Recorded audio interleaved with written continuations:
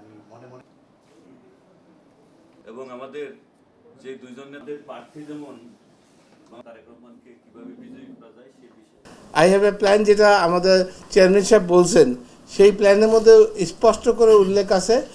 আছেন তারা কিন্তু এরকম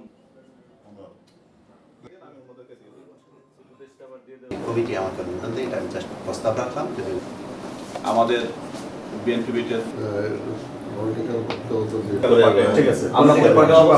এই দুইজন নেতা এখানে দায়িত্বে কিন্তু ঢাকা মহানগরের দায়িত্বে ছিলেন এবং সঠিকভাবে তুলে ধরতে পারি, সেটা ফোকাস হবে। ঢাকা 17 নির্বাচনী এলাকার কিছু কিছু রাজনৈতিক দল এমন সব ভুয়া প্রচার করে, অপপ্রচার করে, যেগুলোর আসলে সত্য বিষয়গুলো মিডিয়া যদি তুলে না ধরে তাহলে এর দ্বারা জনগণ বিভ্রান্ত হয়। জনগণকে বিভ্রান্ত করার জন্য তারা চেষ্টা করে, তবে এটা আমরা জানি যে বাংলাদেশের জনগণ খুবই সচেতন, তারা এই সমস্ত অপপ্রচারে কখনোই কান দেয় না।